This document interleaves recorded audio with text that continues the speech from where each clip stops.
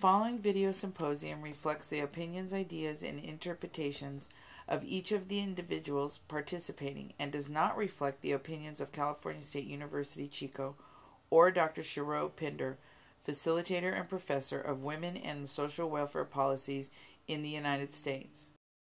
This project comes at the end of a semester saturated with dialogue concerning the plight of women and children on both sides of the color line as well as globally.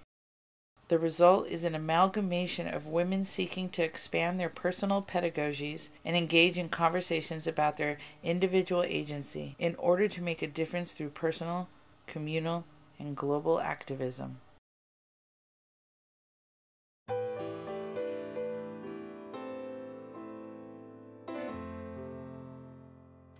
The true fear of government, as well as big business, is not the welfare mother is a drag on the social well-being of society, as she is perceived. It is that in the new global age, the heightened competition around the world has increased the demand for more products by cheaper labor. The single mother is just a scapegoat for the economic woes that the capitalist market stimulates. Globalization does not help the impoverished, as it is also perceived. It creates lower standards in the world's market in terms of trade, prices, and commodities. It also creates an unlimited workforce. This threat of competition, of cheap labor on the world stage, is why the welfare system was reformed, so the U.S. can have also its own unlimited workforce. According to the World Food Program at www.wfp.org,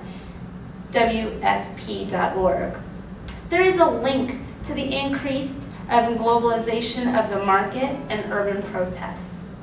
Conforming to the global market needs of more for less is why there are so many violent food protests going on. That not only do they restrict the choices to cultivate based on global demand, the local farmer suffers. What can we do before this epidemic hits home? We are already faced with rising food prices, the rationing of staples such as rice, and the opposite force of living standards, which are at their lowest in decades. The welfare recipient must find a job that is willing to give a minimum wage with no benefits and is constantly under the threat of job security, rather than to work for himself through a better education and marketable skills. Education is the key, not minimum wage job skills. Gwendolyn Meek's Welfare's End, 1998, argues that the welfare is not an entitlement, it is a right. That in the past, the nation has stood up for social equality, and that the 13th and 14th Amendments have granted us our equality. What needs to happen is mass political protection and participation to guarantee the 13th and 14th Amendment by economic means. Social welfare is a political right, and it needs to take center stage in the fight for equal opportunity, to have education as the core to its betterment. It's not about finding the cheapest way to make the dollar. It's about how we are going to use the dollar that really matters. Thank you.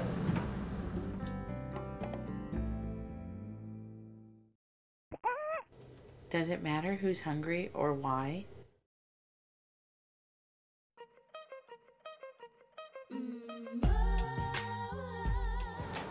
My name is Christina Del Rio, and I'll be talking to you about women's poverty and oppression.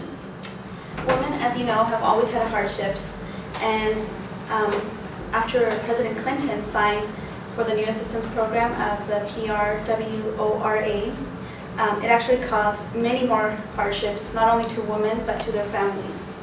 There were 5-year limitations for welfare recipients, and they didn't even take into consideration that some people might still need assistance after the 5 years was up. In 2003, there was said to be over 1 million families, mothers, who did not receive assistance, have stable jobs, or any kind of disability or unemployment. To top things off, women had to work and leave their children at a childcare which was pretty expensive, or even with their own mothers. This quote explains it all. Their lives are constantly on the go. as they run behind their kids, but they end up falling way behind. And it's just explaining just mothers and how hard they have it, and they constantly have to keep going, and there's no break. And as for women's oppression, women have to go through so much, and we still question their ability and qualification for assistance. Women have to go into the workforce and take the low-paying, insecure, and unskilled jobs. Employers even go as far as denying women for their maternity rights. How then can a woman keep a job? After dealing with so much nonsense at work, women have to go and attend their second job, the job of being a good mother and of cleaning a home.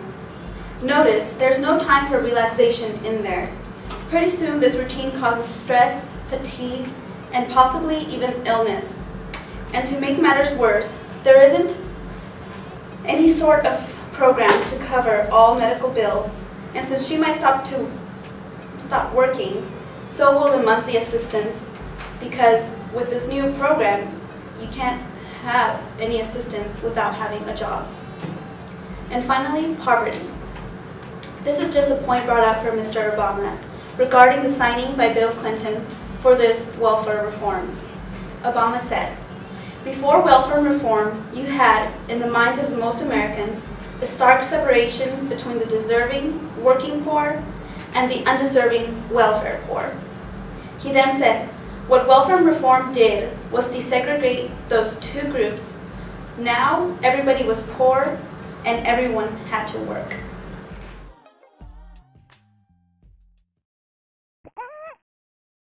When you stereotype me, you are really defining yourself.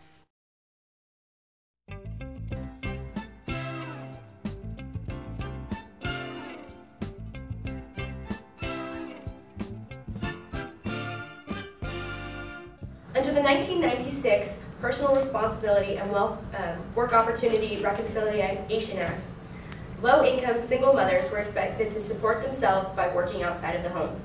However, the jobs that are available to these low-income women are often not enough to support a family. And they also do not offer enough flexibility for single mothers.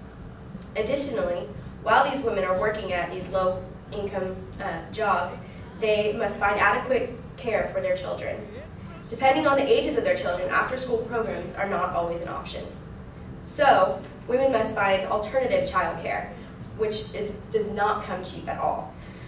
In a cost of living study, researchers found that childcare was the largest single budget item single women faced. This is a serious problem that welfare policymakers need to address. They require that single mothers must go to work. In order to make ends meet and pay their bills and support their families, women often end up working very long hours. Yet there's no supplemental assistance, especially for childcare.